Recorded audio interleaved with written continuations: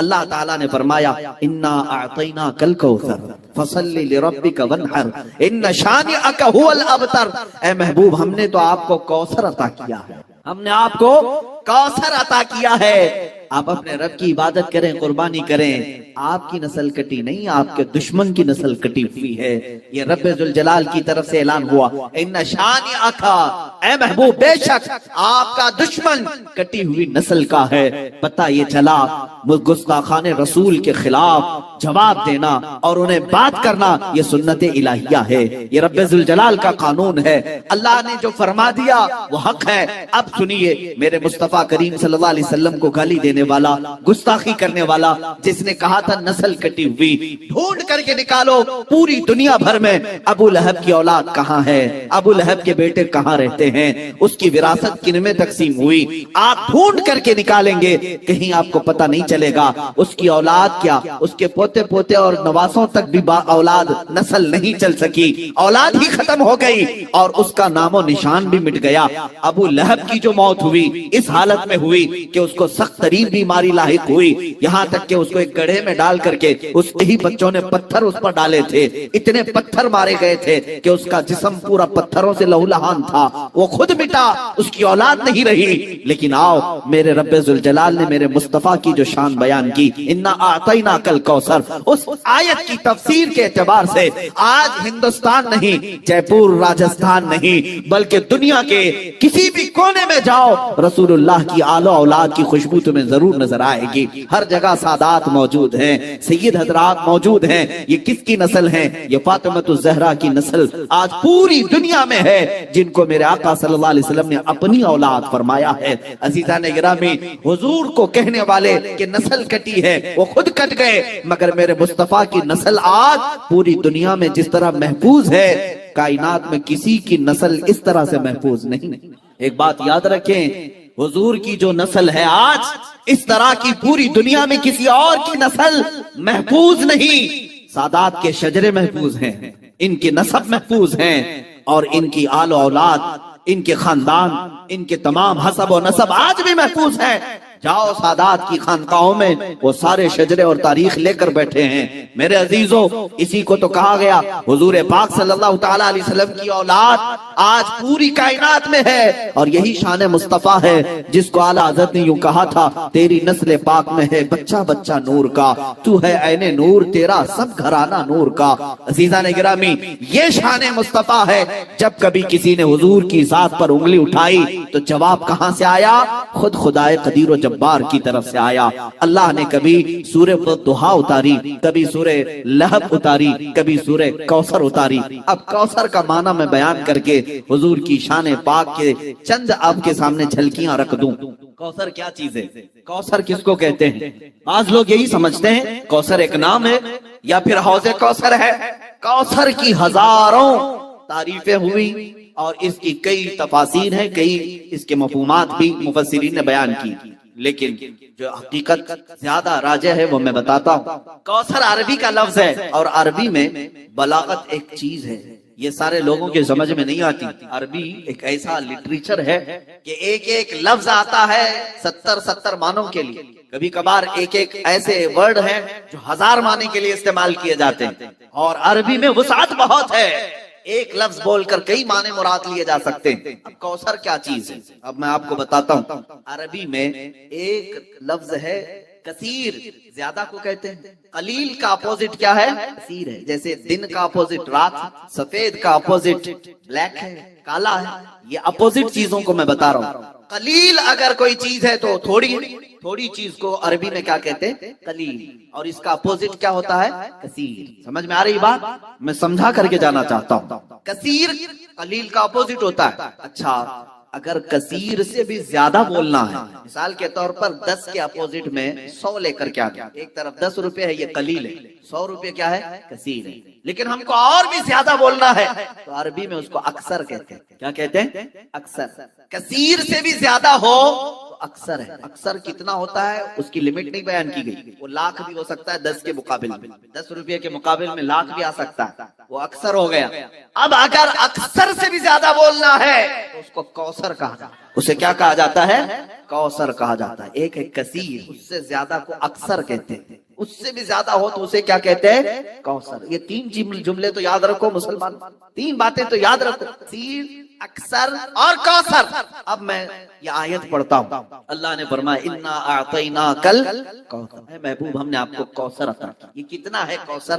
کیسے اندازہ کر سکیں گے؟ مولا تو نے ہمارے نبی کو کیا دیا، کتنا دیا، اسی سے آپ اندازہ کر لیں۔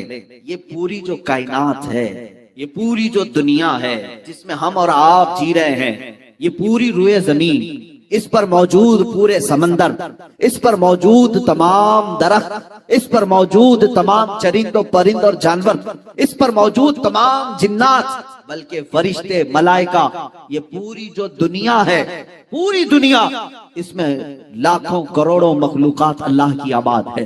کیڑے مکوڑے الگ، چرند و پرند الگ، جانور الگ، بہائم الگ، سمندر کی کروڑوں مچھلیاں الگ، جنات کی بے انتہا تعداد الگ، یاجوج ماجوج کی کثرت الگ، آسمانوں میں رہنے والی مخلوقات الگ، ملائکہ، فرشتے، یہ تمام مخلوقات الگ۔ ان تمام کائنات کی چیزوں کو اللہ کیا فرماتا ہے؟ قل متاع الدنیا قلیل، اے محبوب آپ فرما دیں یہ پوری دنیا قلیل ہے۔ کیا ہے؟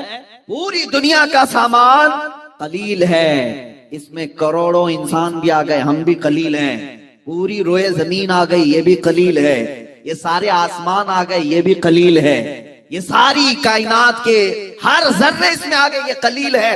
اب رب ذوالجلال ارشاد فرماتا ہے یہ پوری کائنات قلیل ہے۔ کیا ہے؟ قلیل ہے، اور اس کائنات سے اگر کچھ زیادہ ہونا چاہیے تھا تو وہ کثیر ہے، اور کثیر سے بھی زیادہ چاہیے تھا تو اکثر ہے، اور اکثر سے بھی زیادہ چاہیے تھا تو وہ کوثر ہے۔ اے محبوب ہم نے آپ کو یہ پوری کائنات میں موجود یہ قلیل نہیں دیا، اس سے تھوڑا زیادہ کثیر بھی نہیں دیا، اس سے زیادہ اکثر بھی نہیں دیا، اے محبوب ہم نے تو آپ کو کوثر دیا ہے، ہم نے آپ کو کوثر عطا کیا ہے۔ عزیزان گرامی وقار، یہ شان مصطفیٰ ہے۔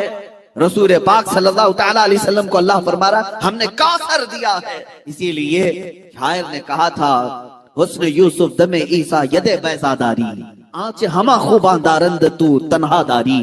اے رسول پاک آپ کو اللہ نے حسن یوسف بھی دیا ہے، اور حسن یوسف ید بیضا، حضرت موسیٰ علیہ السلام کا معجزہ ید بیضا بھی آپ کو دیا گیا، اور حضرت عیسیٰ علیہ السلام کی مسیحائی بھی دی گئی۔ اور پھر اخیر میں شاعر کہتا ہے وہ تمام خوبیاں جو انبیاء رکھتے تھے یا رسول اللہ وہ تنہا آپ کی ذات میں اللہ نے عطا کی۔ اور اسی کو اعلیٰ حضرت فرماتے ہیں ذات ہوئی انتخاب وصف ہوئے لاجواب، ذات ہوئی انتخاب وصف ہوئے لاجواب، نام ہوا مصطفیٰ تم پہ کروڑوں درود۔ حیرت کی بات میں بتاؤں آپ کو، حیرت کی بات، میں بیٹھا بھی ہوں ایک محفل میں، حضور پاک صلی اللہ علیہ وسلم کی نعت پڑھتا رہا شاعر کافی دیر تک، ماحول ٹھنڈا رہا، نوٹ آ نہیں رہے تھے، ہم بھی بیٹھے ہوئے، ایک پیر صاحب بھی تھے اس مجمع میں، شاعر نے جو ہے ڈائیورٹ کر لیا اپنے رخ کو، اور وہاں سے پیر صاحب کی شان میں اب اشعار پڑھنے لگا، او جوش، ماحول گرم ہو گیا، لوگوں کے نوٹ نکلنے لگ گئے اور اس پر برسانے لگ گئے۔ کس طرح کا مجمع بنایا گیا ہے میرے عزیزوں، اس حبیب رب العالمین کی شان میں نعت پڑھنے پر سناٹا ہے، جس کی تعریف میں قرآن رطب اللسان ہے، جس کی تعریف میں تمام کائنات کی اشیاء رطب اللسان ہیں، اس نبی رحمت کی تعریف میں تمہارے کانوں میں سناٹا ہے۔ اور ایک پیر کے متعلق جیسے ہی کہہ دیا گیا جوش آ گیا۔ یہ شخصیت پرستی کا جو رواج شروع ہوا، اس سے بچا جائے، اس سے بچا جائے، میں اس کے سخت مخالف ہوں۔ بات ہو تو رسول رحمت کی بات ہو، مصطفیٰ کریم صلی اللہ علیہ وسلم کی بات ہو۔ میں نے کبھی یہ اپنے لیے پسند نہیں کیا کہ میرے شان میں یا میرے لیے کوئی بڑے القاب یا بڑے اشعار پڑھے جائیں، کبھی نہیں، اللہ گواہ ہے اس بات۔ ہماری خواہش صرف اتنی ہوتی ہے ہمارا اپنا نام کس کی وجہ سے ہے، وہ رحمت دو عالم صلی اللہ علیہ وسلم کی وجہ سے۔ اگر نبی پاک صلی اللہ علیہ وسلم کی نسبت ہمارے ساتھ نہ ہو تو ہم تو ایک مردہ لاش ہیں، ہماری اپنی کوئی حیثیت نہیں۔ شاعروں کو یہ چاہیے نعت خاں بنو، نوٹ خاں نہ بنو۔ نعت خاں اس کی بڑی فضیلت ہے، اس کی قبر بھی ہمیشہ خوشبوؤں سے مہکتی رہتی۔ جو نعت رسول پڑھنے والا ہے دنیا سے جاتا ہے، اس کی قبر جو ہے خوشبو سے بھر دی جاتی ہے۔ اور جس نے صرف دنیا کی طلب رکھی پھر اس نے نعتوں کو ایک ذریعہ بنایا اور بیچتا رہا۔ آج بہت سارے ایسے معاملات ہیں۔ ایک شاعر کو یہی میں نے کافی سال پہلے 10 سال پہلے 10-12 سال ہو گئے ہوں گے، بہت پیسے دے کر کے لوگ بلائے تھے، میں بھی تھا جلسے میں، نماز کا وقت ہوا، ہم نماز کے لیے کھڑے ہو گئے، لیکن وہ پان کھاتے ہوئے باہر بھاگ گئے، نماز نہیں پڑھی، پھر صبح کی بھی نماز نہیں، عشاء کی بھی نماز نہیں۔ مجھے بہت اس چیز سے نفرت ہوتی ہے کہ نماز کے لیے ذرا برابر بھی سستی نہ کی جائے، کاہلی نہ کی جائے، چاہے وہ کوئی بھی ہو، معاف نہیں ہے اس کے لیے، پیر ہو کوئی بھی ہو۔ دوسرے دن وہ جلسے والوں سے میری بات ہو رہی تھی تو میں نے پوچھا ایسا کیسے ہے؟ رات کو تو اتنا چہک چہک کر کے نعت پڑھ رہے تھے، ایسا کہہ رہے تھے ابھی مدینے کی گلیوں میں لے کر چلیں گے، تصور مدینہ فلاں فلاں فلاں، اور نبی پاک صلی اللہ علیہ وسلم کے حکم کے مطابق یہ نماز سے غافل ہے یہ بندہ۔ تو جا کر کے کسی نے کہا بھی کہ شاعر صاحب آپ نماز نہیں پڑھ رہے ہیں، وہ اس پر اترا کر کے وہ اور گھمنڈ سے کہتا ہے دو میں سے ایک کام کرا لو، جلسہ کرا لو یا تو نماز پڑھا لو، نعوذ باللہ من ذالک۔ یہ ایک بات پھیلی ہوئی ہے، مشہور بھی ہے۔ اللہ تعالیٰ ایسے ناہنجاروں سے ہماری حفاظت فرمائے۔ اپنی محفلوں کو پاکیزہ رکھو، نعت پاک یقیناً سننا چاہیے، عشق رسول بڑھتا ہے، لیکن کوشش یہ کرو کہ وہ نعت خواں جس کے پڑھنے سے نبی پاک صلی اللہ علیہ وسلم کا حسن یاد آ جائے، حضور پاک کی محفلیں یاد آنے لگے اور تمہارے دل میں عشق بڑھتا چلا جائے۔ اور میں ان نعت خانوں سے کہتا ہوں تم اس کی طلب چھوڑ دو، مال کی طرف مت دیکھو، گنبد خضرا کی طرف دیکھو، اتنا ملے گا کہ تمہاری جھولی تنگ ہو جائے گی، جھولی تنگ ہو جائے گی۔ بڑے بڑے اور بھی نعت خواں ہیں جن سے ہماری ملاقات ہے، الحمدللہ انہوں نے کبھی مطالبہ نہیں کیا، لیکن اللہ کے حبیب کی بات کرتے ہیں تو اتنا انہیں نوازا گیا ہے کہ وہ اب خود دوسروں کو نوازتے ہیں۔ یہ بھی میرے سامنے موجود ہے۔ میں ان سے کہتا ہوں کہ تم طلب مت رکھو، میرے آقا جو دیتے ہیں ان کے دربار سے جو ملتا ہے وہ بہت ہوتا ہے۔ اللہ کریم ہمیں بے نیاز رکھے۔ بس سورہ نمل آخری سورہ جو ہم نے تلاوت کی، چونٹی کے نام سے سورہ نمل چونٹی کو کہتے ہیں، اور ایک واقعہ اس میں ذکر ہوا ہے حضرت سلیمان علیہ السلام کا، کہ اللہ تعالیٰ نے سلیمان علیہ السلام کو ہر جانور، ہر پرندے کی بولی سکھائی تھی۔ وہ اللہ کے نبی سارے پرندوں کی بولیاں جانتے تھے۔ ان کا ایک واقعہ بھی موجود ہے کہ وہ اپنی مجلس جب سجاتے تو سارے پرندوں کو، سارے جانوروں کو حاضر ہونے کا حکم دیتے، سب آ جاتے۔ ایک مرتبہ سب کو حاضر ہونے کا حکم دیا، جنات بھی، انسان بھی، پرند بھی، چرند بھی، جانور بھی، سارے پوری محفل کو دیکھتے ہیں۔ سلیمان علیہ السلام نظر ڈالتے ہیں اور کہتے ہیں اس میں ایک پرندہ غائب ہے جس کا نام ہدہد ہے، کہاں ہے یہ؟ وہ نظر نبی کی نظر ہے، امتی تو سب تھے لیکن جانوروں میں سے ایک پرندہ حاضر نہیں تھا۔ کہتے ہیں کہ مالی لا ارل ہدہد، کہاں ہے؟ میں ہدہد کو نہیں دیکھ پا رہا ہوں، کہاں گیا ہے؟ اگر یہ غائب ہے بغیر بتائے، لأعذبنہ عذابا شدیدا، میں اسے سخت ترین سزا دوں گا۔ اگر وہ میرے بغیر بتائے گیا، کلاس سے غیر حاضر ہو رہا ہے بغیر بتائے، تو سلیمان علیہ السلام نے جیسی کہا، سبوں نے کہا کہ اے اللہ کے نبی وہ غائب ہے، مجلس میں نہیں ہے۔ تھوڑی ہی دیر کے بعد ہانپتا کانپتا یہ ہدہد آ گیا۔ ہدہد ایک پرندہ ہے، آ گیا، کہا اے اللہ کے نبی معذرت، مجھے معاف کریں، میں اڑتے اڑتے ایک ایسے وطن میں گیا تھا جہاں میں نے ایک عورت کو دیکھا کہ وہ بادشاہ بنی ہوئی ہے لوگوں کی اور وہ حکومت کر رہی ہے، اور اس کا حال یہ وجدتھا وقومھا یسجدون للشمس، اس کی پوری قوم جو ہے سورج کی عبادت کر رہے ہیں۔ پرندہ تعجب کر رہا ہے لوگوں پر، پرندہ تعجب کر رہا ہے، سورج کی پوجا کرنے والوں کو میں دیکھ کر کے آیا۔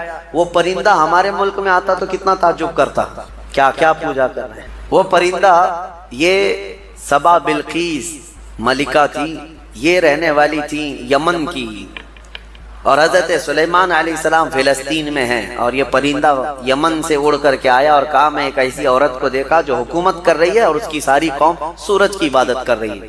ان کو عقل نہیں ہے اے اللہ کے نبی، اور شیطان نے ان کے اعمال سجا کر کے دے دیے ہیں ان کو اور بہکا کر کے رکھا ہے، کیا بتایا جائے، سب گمراہ ہیں۔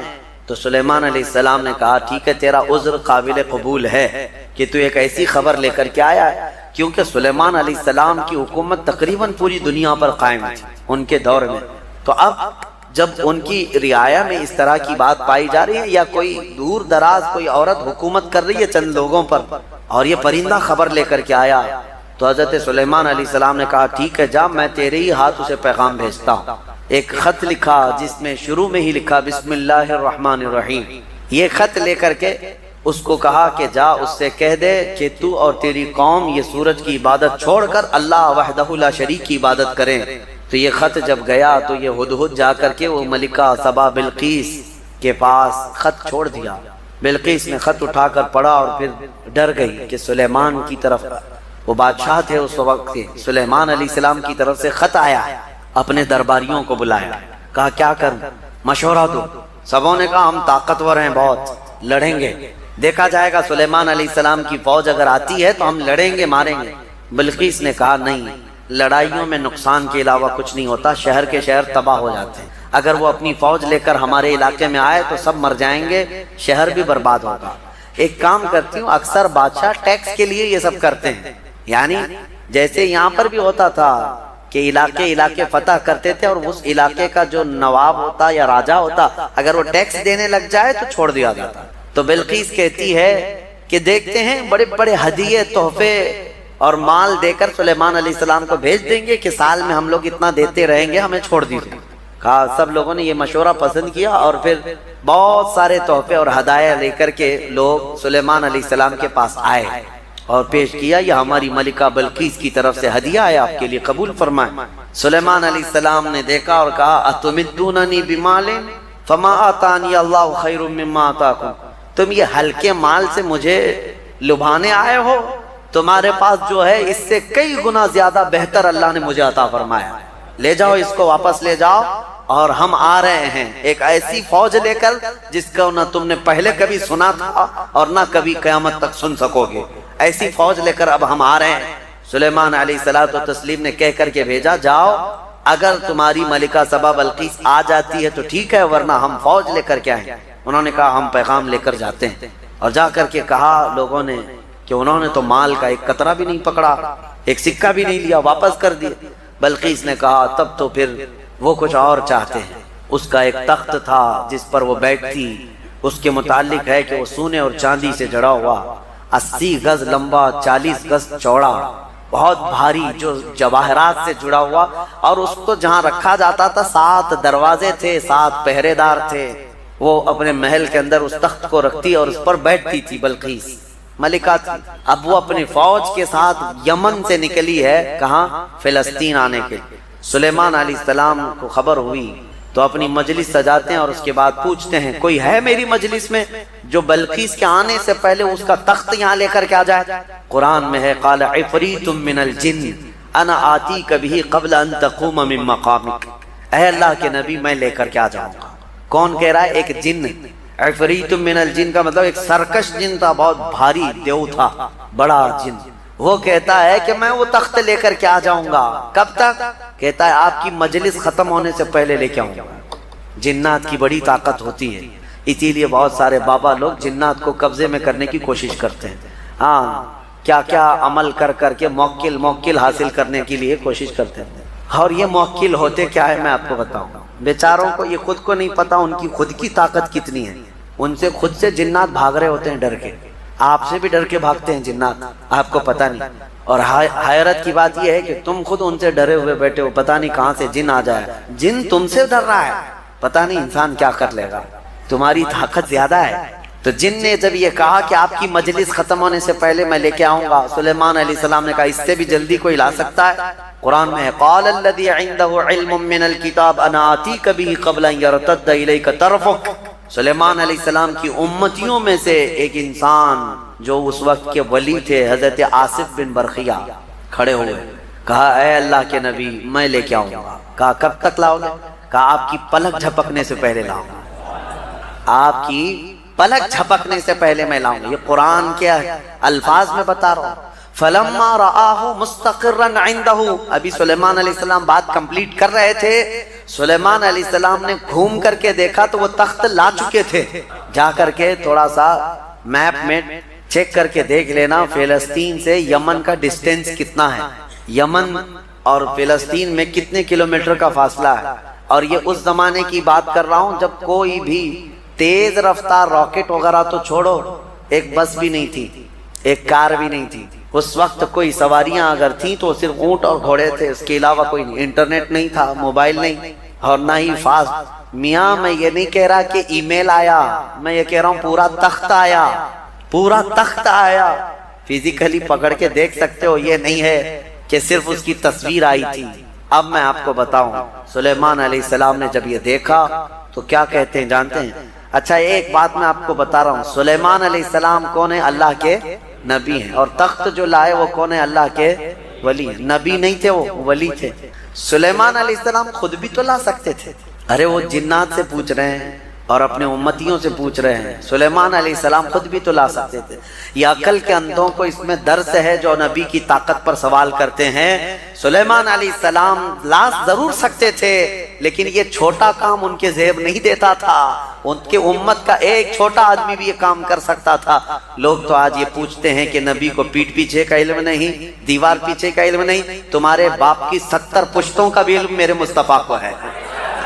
نبی پاک صلی اللہ تعالیٰ علیہ وسلم کو ہر شے کا علم اللہ نے عطا کیا ہے، اور طاقت و قوت کا عالم بھی یہی ہے۔ جب ان کے گدا بھر دیتے ہیں شاہان زمانہ کی جھولی، محتاج کا جب یہ عالم ہے تو پھر مختار کا عالم کیا ہوگا؟ محتاج کا جب یہ عالم ہے تو مختار کا عالم کیا ہوگا؟ اور وہ نبی نہیں تھے، ولی تھے، تخت لائے۔ سلیمان علیہ السلام نے اس بات پر کیا کہا؟ ھذا من فضل ربی، یہ نہیں کہا دیکھو میری طاقت کتنی ہے، کہا یہ جو کچھ بھی ہوا یہ میرے رب کے فضل سے ہوا، میرے رب کے فضل سے۔ لوگوں ہمیشہ اس بات کو یاد رکھو، ہمارے یہاں پہلے رواج تھا گھروں کے اوپر بھی ایک تختی لکھ کر کے لگائی جاتی تھی، ھذا من فضل ربی، ہوتا تھا گھروں پر یہ لگائے جاتے تھے۔ کیوں؟ گھر میں نے بنایا ہے، محنت سے بنایا، کمایا ہے، چڑھایا ہے، دیواریں چھت ڈالی ہے، لیکن لاسٹ میں جملہ لکھتے تھے یہ سب میری طرف سے نہیں، ھذا من فضل ربی، یہ میرے رب کے فضل سے ہے۔ یہ ہمیشہ مسلمانوں کو یاد رکھنا چاہیے۔ اب اس کے بعد ملکہ بلقیس پتہ نہیں کتنے دنوں کے بعد پہنچی، آئی دربار سلیمان میں۔ جب حاضر ہوئی تو حضرت سلیمان علیہ السلام نے کہا تھا نکروا لہا عرشہا، اس کے تخت کو جو ہے جگہ جگہ سے تھوڑا سا ڈیمیج کر کے رکھو، سوراخ کر کے رکھو، تخت اسی کا ہے بلقیس کا۔ جب وہ آئی سلیمان علیہ السلام کے پاس تو سلیمان علیہ السلام اس کو تخت کے پاس لے گئے۔ اھاکذا عرشکی، تیرا تخت بھی ایسا ہی ہے جس پر تو بیٹھتی ہے، تیرا تخت بھی ایسا ہی ہے؟ وہ غور سے دیکھتی ہے، قالت کأنہ ہوا، ایسا ہی نہیں یہی ہے، یہ تخت ایسا ہی میرے تخت کی طرح نہیں، یہی ہے میرا تخت۔ اور اس کے بعد جب اس نے طاقت سلیمان کو دیکھا تو کہتی ہیں اسلمت مع سلیمان للہ رب العالمین، میں سلیمان علیہ السلام کے ساتھ رب العالمین اللہ پر ایمان لے آتی۔ اسلمت کا مطلب ہوتا ہے اسلام لائی، ملکہ بلقیس بھی اسلام لائی، ہاں سبا بلقیس بھی اسلام لائی، یہ لفظ ہے اسلم تو۔ انشاءاللہ اس زمانے کی بھی کوئی وکٹوریا ہوگی وہ بھی اسلم تو کہے گی، جب طاقت مصطفیٰ کریم صلی اللہ علیہ وسلم کے مظاہرے دیکھے تو وہ اسلم تو کہے کہ میں اسلام لائی۔ یہ واقعہ سورہ نمل میں موجود ہے۔ اس کے بعد سلیمان علیہ السلام ایک وادی سے گزر رہے تھے، اس وادی میں چونٹیاں بہت زیادہ تھیں، تو ایک چونٹی کہتی ہے جو رانی تھی کہ چونٹیوں جلدی جلدی اپنے سوراخوں میں چلے چلو کہ سلیمان علیہ السلام اور ان کا لشکر آ رہا ہے، اور کہیں وہ بے خبری میں تمہیں روند نہ دیں۔ یہ جملہ جو ہے قرآن میں، چونٹی کہتی قالت یا ایھا النمل ادخلوا مساکنکم لا یحطمنکم سلیمان وجنودہ وہم لا یشعرون، سلیمان اور ان کی جو فوج ہے کہیں وہ بے خبری میں تمہیں روند نہ دیں، جلدی جلدی اندر چلو۔ وادی نمل جو ہے نا یہ چونٹیوں کی وادی، تفسیر میں یہ بتایا گیا ہے کہ ابھی 4.5 کلومیٹر دور تھی،